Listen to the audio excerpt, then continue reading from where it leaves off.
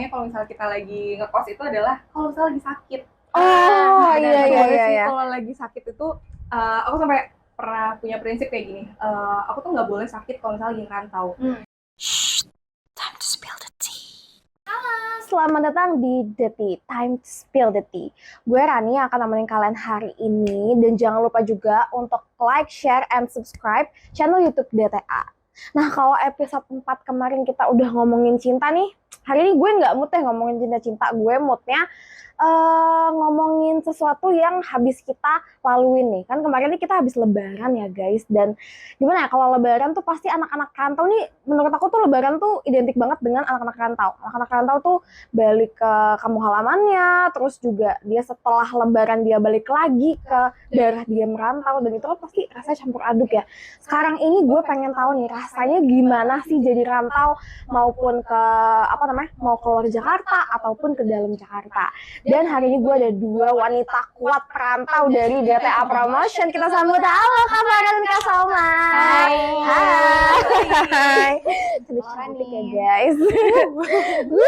Ini baru banget loh guys. Ini benar-benar dua orang yang sangatlah kalem ya. Baik. Iya nggak ya? Iya nggak ya? Sebenarnya kalem banget sih kayaknya. Ya, jadi aku tuh pengen tahu dulu nih, sebelumnya mungkin bisa perkenalkan dulu. Oke, coba dulu. Coba dulu nih. Oke, aku dulu guys. Hai teman-teman semua, kenalin aku Salma, aku dari tim partnership di DTA. Salam kenal. Hai, salam kenal. Kak Farah. Halo semuanya, kenalin aku Farah. Di sini aku sebagai vendor spesialis. Halo Kak Farah. Hai. Oke guys ya. Terus sebelumnya nih apa kabar nih guys? Kesibukannya sekarang lagi apa nih? Kesibukannya tentu saja kita kerja ya. Kalau selain kerja ada kesibukan lain nggak? So far, kalau aku sih sibuk explore Jakarta. Oh, oke. Berarti ini dari luar Jakarta terus ke Jakarta dong Iya, rantaunya. bener Oh, banget. kalau kemarin nih selain kerja tuh sibuk apa? Paling sih Sibuk nyibukin diri. cari kesibukan aja lah. nyibukin orang lain. Selain itu juga paling ada aku ikutan ke agensi modeling juga. Oh ya. iya. Boleh banget nih ya. Siapa yang mau? Boleh nomornya ya di bawah. Oh iya. Berarti seru banget dong model ya. Model tuh emang harus tinggi nggak sih Kak? Cuma kalau dulu sih memang iya kayak gitu, ada kayak batasannya. Cuma kayak makin kesini makin mulai beragam, Inklusif orang, jadi makin diverse juga. Dari nggak harus kurus juga, yang gemuk juga, makin banyak sih. Pengen sih aku tuh jadi model tapi Bisa. Yang kayak foto-foto doang itu bisa. Oh loh. iya oke Bisa deh. bisa ya. Bisa. Oke, aku tuh sebenarnya penasaran sih, kita langsung ke poinnya aja deh, karena sebenarnya aku tuh penasaran banget, kayak aku tuh gak pernah rantau kan. Aku bener selalu ada di Jakarta, jadi aku pengen tahu nih rasanya rantau beneran keluar daerah gitu tuh gimana sih rasanya. Nah tapi sebelumnya aku pengen tahu dulu, kalau Kak Salma nih dari mana dan rantau kemana? Oke, sebenarnya kalau masalah ngerantau, aku sebenarnya ada dua experience ya. Pertama waktu kuliah sama sekarang kerja. Nah kalau kuliah itu asal aku kan dari Magelang ya, terus aku ngerantau ke Solo. Sedangkan kalau sekarang kerja aku dari Magelang ngerantau ke Jakarta gitu. Jauh banget ya. Kalau Kak Farah? Kalau aku pas itu sempat ada pengalaman merantau, itu pas lagi kuliah. Jadi pas aku kuliahnya di Solo, jadi dari Jakarta ngerantaunya ke Solo. Oh, berarti ini masuk ke Jakarta, ini lagi ke luar Jakarta. Iya dong. Pas itu ya. Ada ada rasa-rasa kayak culture shock gitu nggak sih? Kayak dong. ada ya. Kalau plusnya tuh apa sih kalau misalnya ngerantau tuh? Pengen tahu deh plusnya, karena kan sebenarnya kita tuh pengen ngerantau tuh pasti banget identik dengan kayak pengen bebas. Ya nggak sih? Nah plusnya ngerantau tuh apa kira-kira? Kalau aku sih ya, plusnya itu memang bener banget yang tadi bilang Rani, kayak kita tuh jadi bebas banget. Kesannya itu kayak apapun yang kita plan itu kayak bisa kita ciptain sendiri gitu loh, karena nggak ada yang bisa ngehalangin kita. Soalnya kita tuh pas di rantau cuma sendirian. Mungkin dulu kalau kita kayak masih satu rumah sama orang tua, itu kan pasti kayak entah itu jamnya, entah itu kayak kegiatannya, entah itu lingkungannya yang kayak dipersempit, kayak nggak boleh sama yang kayak gini atau kayak gitu. Nah kalau di rantau tuh kayak bebas aja gitu kan, siapa kayak aja dan kapan aja gitu kita yang ngatur sendiri. Cuman ya itu sih, kita jadi belajar time management juga untuk kita sendiri gitu. Kalau Kak Salma plusnya tuh? Kalau aku mungkin nyambung juga ya sama Farah. Jadi karena kita bebas nih, nggak ada bantuan dari ortu. karena kita sendiri kan, itu jadi ngebikin kita jadi lebih mandiri. Iya sih. Jadi kalau di rumah benar-benar. kan kayak kita makan kadang udah disiapin, terus kalau baju kan jadi satu, nyuci sendiri atau di mesin cuci kayak gitu kan. Nah sedangkan kalau di rantau itu kita harus figuring out sendiri gitu loh, kalau makan hari ini mau makan apa, sarapan makan apa, makan siang makan apa, makan malam makan apa, Bener-bener kayak sendiri gitu. ya. Jadi semuanya tuh kayak figuring out sendiri, sedangkan kalau di rumah kan kita udah disiapin mungkin, atau satu menu buat seharian tuh udah cukup gitu kan. Sedangkan kalau di rantau tuh kita harus mencari-cari sendiri gitu loh. Jadi kadang ada rasa lebih mandiri aja sih, karena bener-bener rely on myself gitu kan, nggak ada bantuan dari ortu lagi kayak gitu sih. Tapi kayak plusnya tuh sebenarnya bisa pulang malam gitu nggak sih? Itu kamu mungkin ya. Tapi iya nggak sih plusnya? Iya, tapi iya nggak sih? Sebenarnya kalau orang tua aku sendiri tuh nggak ngelarang ya kalau saya pulang Oh, malam. Jadi iya, kayak iya. nggak ada bedanya antara Oh jadi kalau di rumah tuh itu ya ya. nggak ada Berarti kalau dari cover ini dilarang. Iya, kalau aku tuh kayak pasti kayak karena cewek kan. Iya sih benar-benar. ketahuan dong di sini. Iya. Sensor. Iya. Cuman kayak kalau misalkan itu tuh kita lebih bisa nge-manage, dan mungkin kalau orang tua pun bakal tetap tahu juga sih kita pulang jam berapa, tapi kayak tahu nih, oh kita tuh ada kayak misalkan kayak ikut acara event-event gitu, nggak mungkin nggak sih kalau misalnya kita tuh pulangnya jam 8 malam. Iya. At least kayak jam 12 sih. Iya. Kalau anak-anak suka ikut event atau apa segala macamnya itu, terus juga bener banget sih dari yang kata Salma, yang kayak kalau kita tuh kalau di kos kita selalu mikir kayak besok kita harus makan apa, Makan apa? Makan sih sedangkan yang kita paling kalau penting. bisa di rumah tuh kayak oh bangun tidur Udah ada makanan, udah makan, ya. udah ada makanan. Kalau misalnya ini kayak harus pikir makan apa tuh kayak utama sih. Tapi ya sih kalau misalnya setiap hari tuh pasti kepikirannya tuh makanan. Karena aku dulu tuh pernah ngekos, cuman gak di luar Jakarta, di Depok doang. Oh gitu. Iya, di Depok doang. Ngapain gitu ya? Dari Jakarta. Jadi kayak sebenarnya deket banget gitu, cuman mau manja aja. Cuman dulu tuh aku rasanya pun juga kayak lebih ke makan sih. Sampai kayak pernah tuh makan tuh kayak males makan gitu, kayak sering banget kayak gitu. Iya bener. Karena kita udah capek mau cari kan. Tapi udah mau cari terus juga kayak apa lagi ekonomi gak sih? Ya kan? Uang Iya, kita manage sendiri. Iya bener-bener. ini juga aku pengen tahu sih anak-anak rantau yang misalnya keluar Jakarta lu deh. Kalau keluar Jakarta tuh kan kayak sering banget kalau misalnya ke Jogja, ke Solo, ke Surabaya tuh lebih murah kan. Nah itu rasanya ekonominya itu membaik atau malah tidak membaik karena kebanyakan jajan. Kayak kalau aku tuh pernah dengar kayak ada satu postingan gitu kayak dibilang kalau misalnya kita ngerantau itu kayak mental health gitu tuh kayak membaik, tapi perut kita tuh makin sakit gitu. Oh iya benar-benar kan bener ya kan. Gitu ya. Ya memang kayak happy banget nih kita keluar apapun kita bisa lakuin. Tapi ya gitu, mau kita di tempat walaupun emang Solo tuh terkenal banget ya kayak makanannya itu murah banget, memang bener semurah itu. Tapi kayak tetap aja sih ya kalau misalnya kita nggak bisa manage, terus kita kayak lebih kayak untuk kayak keluar main, ngelakuin apa kayak, terus mungkin kayak ada apa kita beli, ya ujung-ujungnya pasti di kita korbanin itu pasti makanan sih. Jadi kayak perut tetap sakit gitu ya.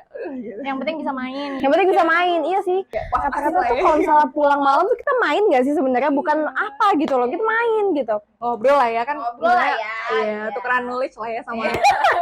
Biar terkesan positif ya. Iya, tapi kalau dari Kak Salma sendiri kan ini kan beda ya. Ini dari daerah ke Jakarta nih, yang kurang lebih tuh Jakarta tuh makan aja tuh mahal banget gitu. Kayak warteg aja tuh mahal gitu. Kayak kalau dari Kak Salma sendiri gimana? Kalau dari aku sebenarnya jujur ya, kadang kan kalau ini agak filosofis sedikit. Jadi kalau rezeki itu kan bentuknya nggak tentu uang ya. Benar. Ada yang lain juga. Benar. Aku tuh ngerasa alhamdulillah selama ngerantau di Jakarta tuh lingkungannya tuh nggak yang mahal-mahal banget. Alhamdulillah banget ya guys ya. Jadi tuh nggak terlalu beda jauh. Misalnya aku let's say sekali makan siang gitu 15.000 tuh bisa dapet di rumah atau di Solo pun juga ya segituan gitu loh, nggak jauh beda banget. Mungkin akan beda kalau misalnya lingkungannya juga beda, bisa 30, 40 kayak gitu, tapi untungnya nggak terlalu jauh berbeda gitu so far ya. Iya sih ya. Lingkungan pengaruh, tempatnya juga mungkin pengaruh juga sih, tapi itu Kayak- enak banget sih dapet yang kayak lingkungan gak mahal, karena kita semua yang di Jakarta tuh sebenarnya nyari nggak sih? Benar-benar, makanya aku tuh juga waktu cari kos-kosan gitu kayak cari yang nggak terlalu mahal juga kan, itu terus dapet yang harganya oke, fasilitasnya juga oke gitu, nggak yang semahal yang aku bayangin kayak gitu. Mungkin kalau misalnya di Jakarta yang lain, Jakarta Pusat atau Jakarta Selatan, Wah itu akan jauh sih. beda banget ya. Jauh beda banget, siapa lagi Jakarta Selatan, Jakarta Pusat, wah itu udah deh. Angkat tangan. Udah deh, Hai itu pinjol. udah jangan. Gitu. Iya, angkat tangan banget. Tapi ini kalau misalnya cari-cari kos gitu tuh, kalau dari Kak Farah sama Kak Salma tuh nyarinya emang di aplikasi atau di gimana sih? Cari survei gitu. Gimana? Aku dulu mungkin ya. Oke. Pengalaman kalau dari aku sih, pertama based on aplikasi dulu, karena sekarang kan udah zamannya udah maju ya, aplikasinya juga udah canggih gitu, kita mau cari di mana itu ada. Cuma kadang emang kalau di aplikasi tuh kurang lengkap. Jadi kadang aku juga pakai channel yang lain, contohnya pakai Google Maps kayak gitu. Oh iya, membantu banget ya. Terus kadang kan aku ngontaknya tuh langsung lewat WhatsApp-nya aja gitu. Jadi biar lebih enak lah, nggak di aplikasinya. Jadi aplikasi tuh cuma survei aja nih berapa harganya, terus fasilitasnya apa aja. Tapi kalau kontak itu biasanya aku langsung lewat WhatsApp, gitu. Oh iya. Channelnya juga banyak sih, nggak cuma lewat aplikasi, Logi Maps, kayak gitu, lewat Google. Tapi kosan murah di Jakarta tuh hidden gem banget ya. Benar. Banget sih menurut aku, karena kayak Kosan di Jakarta tuh pasti mereka tuh yang bikin kos tuh pasti mikir kayak gue mahalin nih gitu. Gue mahalin nih kan nih Jakarta nih, karena sering banget kayak gitu ya nggak sih? Iya, di mana lebih gede dan kayak mereka ngerasa kalau orang-orang Jakarta tuh kayak it's okay lah, 100.000 it's okay lah, kayak ngerti nggak sih kayak kita tuh sudah terbiasa sama hal-hal yang mahal nggak sih? Ya kalau di Solo tuh nyarinya gimana? Dan kosnya oke dan murah nggak? Kalau kemarin sih aku cari itu yang penting tuh bersih ya. Jadi iya benar banget. Kayak perlu sih. Soalnya kan itu juga karena kuliah juga. Jadi kan pasti misalkan tanggal 16 deh kita masuk. Tapi jadi aku kayak ngambil 1 minggu sebelumnya untuk survei kos dulu. Jadi kayak benar-benar kayak apa ya, door to door gitu loh, ngeliatnya langsung. Ya? Oh nggak tahu langsung berarti. Ya, jadi kayak karena aku mikirnya mungkin karena di daerah ya. Jadi nggak banyak yang udah masuk aplikasi atau kayak misalkan ada website kos kayak gitu, takutnya belum ada yang masuk. Jadi kayak yaudah kita survei aja door to door, terus kita ngeliat langsung kayak bersih apa enggak, terus kayak sekalian kenalan juga sama orang yang ada di kos-kosan itu tuh kayak gimana sih. Oh iya itu juga harus dilihat sih lingkungan kosan tuh. Kayak takutnya kayak karena pas itu aku nyari memang yang cewek ya, khusus cewek. Jadi ya mau lihat juga di sini tuh ada jam malamnya enggak, terus habis itu ada. Kalau ada jam malam tuh susah banget sih sebenarnya. Iya benar. Apalagi kalau aktif organisasi ya. Iya, wah iya banget. Jadi ngemper kan.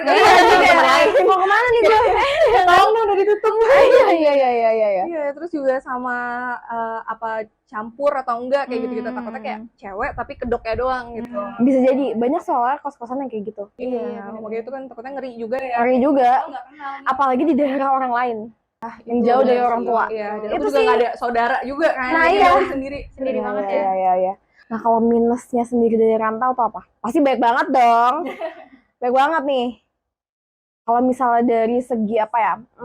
Kalau misalnya ekonomi kan kita tahu ya, kita pasti kalau ngekos tuh pas-pasan banget nggak sih, beda sama kita di rumah, karena kan makanan tuh sebenarnya kita nggak dibeliin gitu kalau di rumah kan, kayak makanan itu kita tinggal makan yang dimasak macam. Kalau di kosan tuh kayak harus beli, harus pikirin kayak berapa budgetnya bla bla bla gitu kan.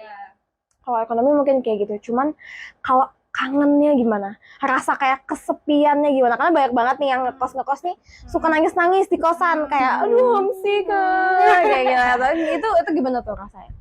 Jujur kalau aku sendiri nggak homesick ya. Nggak homesick? Nyaman. Apa belum? Jujur aku selama ngekos tuh malah lebih seneng ngekos gitu loh, karena aku ngerasa lebih mandiri, terus kayak lebih bisa eksplor banyak hal. Eksplor bener. Oh iya sih. Ya udah kayak gitu-gitu aja kan. Jadi nggak homesick sih. Mungkin lebih ke kangen sama ortu gitu kali ya. Nah itu kadang kita fit call atau kita. Jadi itu udah mengobati kan? Iya. Sekedar kita komunikasi aja tuh udah cukup menurut aku. Jadi nggak perlu pulang lah ya. Kalau homesick tuh enggak. Tante. Bahkan aku pernah 1 semester tuh aku nggak pulang sama sekali. Oh my god.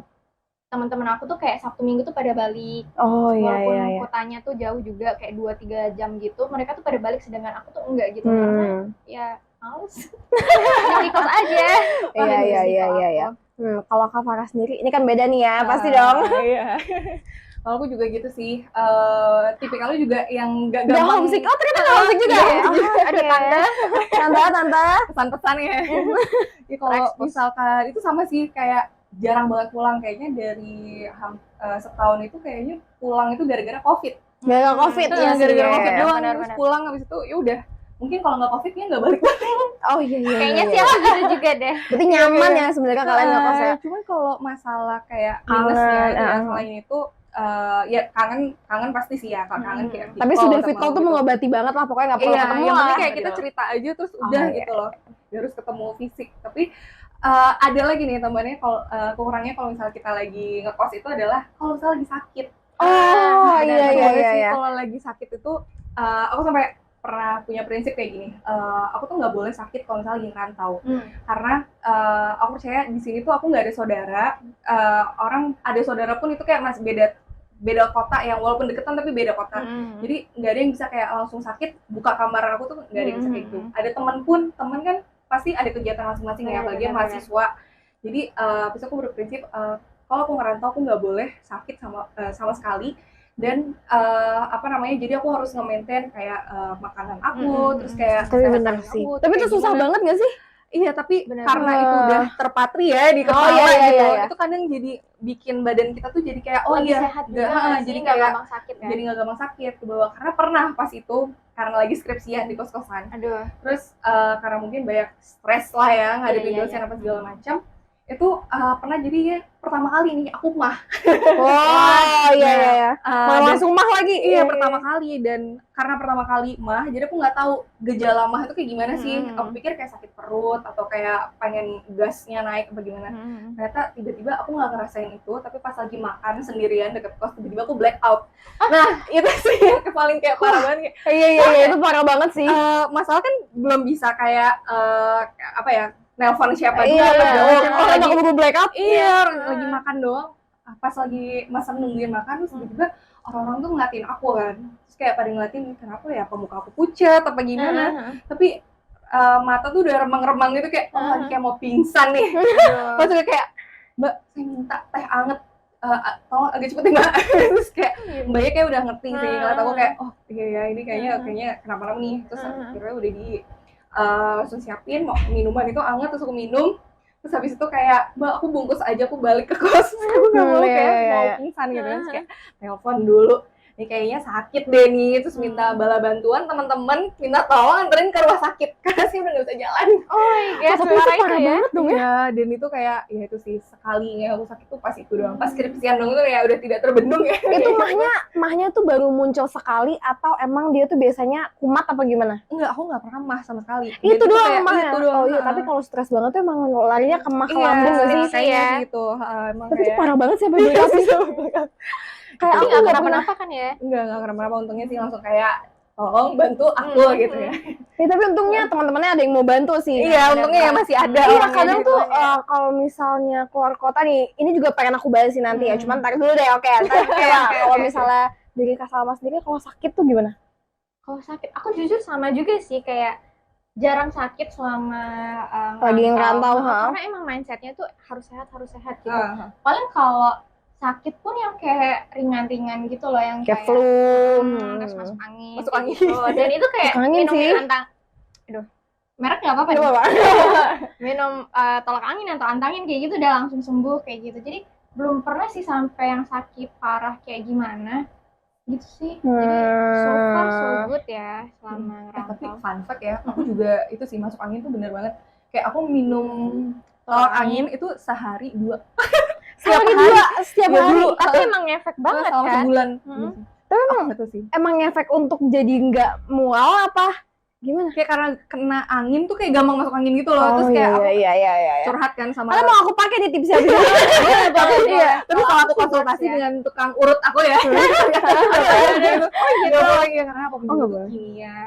Jadi kayak setelah itu Soalnya kan biasanya herbal ya. Mungkin nggak terlalu banyak kali. Oh, iya. Sasetan ya, tetap aja. Bener ada sih kimianya. pasti ada kimianya Yang sih. nggak sehari 2 kali juga gitu Iya maksudnya. benar. Iya juga sih emang nggak ada yang ngasih tahu harus 2 kali sehari ya.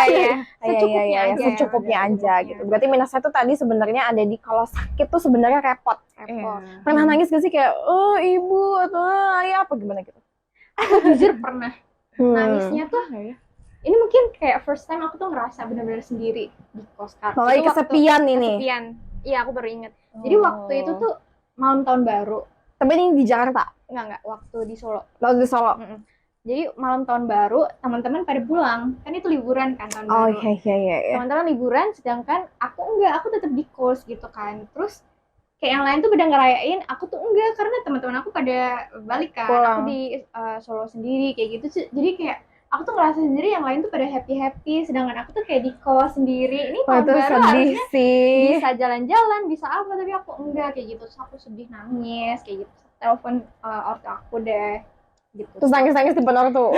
Enggak juga sih, aku cuma tanya kayak lagi apa kayak gitu. Aku nggak mau ngeliatin ke mereka kalau aku lagi nangis ya, soalnya kayak alay banget. Oh iya. Jadi kayak ya udah kayak telepon aja kayak gitu. Habis itu udah deh, terus nangis lagi Itu sedih sih. Kalau Kak Farah iya. pernah nggak nangis kayak gitu? Pernah, tapi karena mungkin jadi kan aku tuh ngerantaunya kan ke Jawa ya, daerah Jawa. Aku memang orang Jawa dan paham bahasa Jawa, tapi Jawa yang Semarang gitu loh. Nah, ternyata aku tuh baru tahu ternyata Jawa itu berbeda-beda setiap daerahnya, walaupun dia tuh deketan. Benar, kayak misalkan Solo Raya kan ada sebutannya Solo Raya. Solo Raya tuh kayak Solo, Sukoharjo, terus habis itu kayak Jogja, Magelang, apa itu ternyata Jawanya kayak misalnya kita mau ngomong gunting aja, tiap orang tuh bisa dari daerah Jawa yang beda, penyebutan itu beda-beda. Jadi pas itu tuh agak culture shock-nya tuh pas kayak dengernya tuh bener-bener kayak lagi ujian listening yang gelebet-gelebet gitu loh. Kayak ngomong sih. Ini apa nih maksudnya? Nah itu kadang di situ saya suka merasa sedih ya, kayak stres gitu kayak aduh nggak ngerti mereka tuh pada ngomong apa. Dan lingkungannya kan pas lagi ospek itu kan isinya sama aku yang dari luar Jawa sendiri, gitu pada Jawa sendiri. Dan di situ aku ngerasa kayak terkucilkan sendiri. Terus aku ngerasa kayak mereka ngomong apa aku nggak ngerti. Kita lagi kumpul aku nggak ngerti ngomong apa karena bahasanya susah, dan mereka kalau harus ngomong Jawa, ngomong bahasa Indonesia juga effortnya lebih gitu loh, dan mereka malas juga gitu. Dan emang kan emang mayoritas banyak ke Jawa kan. Jadi kayak ya udah lu minoritas ya lu ikutin lah gitu. Jadi kayak kadang pas itu kayak sedih gitu sih, terus kayak pas malam-malam gitu video call sambil tapi gimana? Nangis itu bukan karena lagi sakit lagi apa, karena nggak ngerti bahasanya. Ini berarti salah satu culture shock ya. Kalau culture shock di luar tuh, tapi pernah nggak ngerasa kayak dikucilin karena kayak aduh jauh gue tuh orang Jakarta sendiri, terus kayak mereka tuh orang-orang Jawa, terus kayak gue jadi kayak kelihatannya kayak gini-gini gitu, pernah nggak? Iya pernah banget kan. Sebenarnya tuh kalau di daerah tuh kayak ada apa ya, pemikiran sendiri kayak kalau orang Jakarta itu ada stereotypes ya. Iya benar, stereotype itu tuh yang sebenarnya bikin jadi makin sulit ya, mempersulit aku juga kayak fit in-nya susah gitu kan. Karena mereka udah mikir orang Jakarta nih, sorry. Makasih ya. Kayak orang Jakarta pasti mereka tuh sukanya mabuk-mabukan, terus habis itu sukanya tuh sombong. Sombong. Karena kalau karena dari awal udah dihantam gitu, kita udah kayak mencoba untuk kayak dengan skeptis itu, dan aku juga paham sih skeptis yang sangat negatif itu tuh udah aku berusaha untuk memposisikan aku harus kayak ngomong tuh harus kayak lebih kayak jangan terlalu ngedominasi atau apa, karena mereka pasti udah kayak Jakarta ya sini gitu. Kayak gitu, jadi kayak udah mencoba fit in, tapi ya nggak bisa fit in juga sih. Harus yang penting udah mencoba ya. Tapi udah mencoba sih, karena emang aku tuh juga sering banget dapet cerita yang kayak gitu. Jadi kakakku sendiri gitu, kayak dia waktu itu rantau juga di satu daerah gitu. Pas dia kesana itu, dia tuh kayak bener-bener dijauhin, dikucilin. Oh iya? Iya, dijauhin, dikucilin. Aku banget. Iya kan? Iya. Karena dia orang Jakarta, dikatainnya dia tuh keceplosan ngomong lo gue, nggak sengaja dikatain sombong. Nah terus dia tuh kayak sampai bingung kayak terus gue harus gimana, kayak gue juga nggak bisa langsung tiba-tiba ngomong Jawa gitu. Iya kayak maksudnya kayak dia ingin mencoba fit in, cuma dia tuh emang orangnya lumayan berisik, lumayan dominan, jadi kayak mungkin dia ngerasa kayak ini kan cara gue making friends gitu, cuman ternyata ya enggak, jadinya dijauhin kayak gitu. Emang culture shock dari Jakarta keluar tuh ya. Aku nggak tahu ya lebih susah dari Jakarta keluar atau luar ke Jakarta gitu. Nah dari Kak Salma sendiri gimana? Rasa kalau di Jakarta tuh menurut kakak tuh kayak orang Jakarta open kok, blablabla gitu. Sebenarnya open aja. Cuma emang aku juga dapet stereotypes tertentu sih. Kalau misalnya aku dari luar Jakarta gitu. Oh dari Jawa ya. Oh paham nggak sih yang kayak kadang ada juga yang tadi nyambung juga stereotypes orang Jakarta tuh lebih apa ya, hidupnya lebih di atas mungkin ya, kayak lifestyle-nya udah beda gitu mungkin. UMR-nya aja juga beda kan, kayak gitu. Jadi kalau misalnya dari daerah tuh udah ada stereotypes-nya mungkin bukan yang kayak terlalu mendominasi atau gimana, kita jadi kayak somehow direndahin gitu loh. Ngerti banget sih, paham ya. Mungkin nggak sengaja ya, mungkin mereka kayak emang di bawah alam sadar tuh nggak sengaja kayak gitu, mungkin mereka nggak sengaja juga. Tapi ngerasa juga ya. Ngerasa juga, jadi kayak pernah aku waktu naik Grab car itu kan ditanyain ya dari mana gitu, aku bilang oh dari Magelang kayak gitu. Terus tiba-tiba sopir Grab car-nya tuh tanya, oh di Magelang ada taksi online kayak gini juga ya? Oh iya, itu gede juga ya. Ya ada dong, kira gue tinggal di hutan. Iya, aku jadi kayak emang stereotypes orang yang dari luar Jakarta tuh serendah itu kah? Maksudnya kayak kita sampai tidak punya koneksi internet atau gimana kayak gitu sih. Jadi kadang kayak ada prejudice yang kalau dari luar Jakarta tuh kita somehow tidak bukan tidak di welcome baik, tapi dianggap lebih rendah. Gitu sih. Di welcome baik sih oke, cuman mungkin kayak dianggapnya rendah. Tapi ngerti sih. Jadi kita bisa connecting dots nih ya. Kenapa orang luar tuh lumayan kayak gitu ke orang Jakarta, mungkin karena defensif ya sih. Kayak takut di luar sok-sokan banget sih. Sok-sokan banget. Iya, padahal kita juga ngomong rendahin, cuman karena stereotip orang Jakarta tuh sering banget ngerendahin mungkin ya. Ini mungkin buat teman-teman orang-orang Jakarta ini kan kalian mungkin nggak tahu ya, catat aja kayak kalau misalnya ada orang daerah segala macam, jangan sampai maksudnya kayak emang di sini nggak ada ya taksi online atau kayak nggak ada mall gitu. Nggak ada mall. Emang gitu. Tapi emang beberapa daerah mungkin memang ada yang nggak punya. Cuma kan bukan berarti langsung nanya nggak sih? Iya. Aduh, kurang mainnya kurang jauh berarti. Mainnya kurang jauh ya. Scroll dulu nggak sih, kayak cari di Google dulu terus baru nanya kayak oh ada itu maksudnya. Kayak kenapa harus langsung nanya sama orangnya nggak sih gitu. Cuman minusnya tuh juga sebenarnya mereka tuh agak lumayan apa sih namanya, yang aku rasa tuh kasihan anak Jakarta yang rantau keluar gitu. Karena aku sering banget dapat cerita kalau memang mereka dikucilin. Itu banyak banget. Sedangkan kalau orang daerah ke Jakarta itu aku jarang dapet itu cerita yang kayak dikucilin, karena menurut aku tuh orang-orang Jakarta tuh yang kayak welcome aja. Cuman mungkin minusnya juga ya lumayan sedikit merendahkan ya. Minusnya di situ sih. Tapi dari Kak Farah nih sama Kak Salma, dari rantau ini menurut kalian berdua nih banyakan plusnya atau minusnya yang dirasain ya? Kalau aku personally merasa banyak plusnya sih. Aku lebih ngerasa bisa ngedevelop diri aku sendiri kalau misalnya lagi ngerantau gitu, karena kalau di rumah kan ya kita dibantu ortu dan lain sebagainya, jadi kayak kita jarang mengeksplor diri sendiri kayak gitu. Sedangkan ketika ngerantau itu walaupun ada sedih-sedihnya, ada susah-susahnya, tapi dari situ kita belajar gitu. Jadi menurut aku walaupun ada negatifnya, ada sisi positifnya juga dari hal negatif tersebut, dan banyak belajar juga sih dari ngerantau. Jadi menurut aku lebih banyak positifnya. Jadi lebih menurut kakak tuh kayak lebih positifnya lebih banyak, dan kakak lebih nggak apa-apa kalah rantau gitu, karena kan kayak suka juga dengan positifnya dan toleransi juga dengan minusnya ya dong. Kalau dari Kak Farah sendiri? Kalau selama kita bisa ngejaga ya banyak positifnya. Kayak misalkan kalau yang aku rasain sendiri itu adalah aku jadi tahu kayak hal-hal kecil yang kayak perlu diperhatikan, kayak misalkan ngebersihin sesuatu, caranya kayak gini, kita jadi udah tahu nih hacks-hacksnya itu kayak apa. Jadi kayak nanti kalau misalnya kita balik lagi nih ke rumah kayak anak mama nih rajin ya, kayak gitu, kayak udah bener-bener jadi ngerti lah hal-hal yang kayak hal-hal dewasa itu. Betul. Iya, tapi kalau misalnya dari Kak Farah sendiri, mungkin nih closing statement juga ya guys.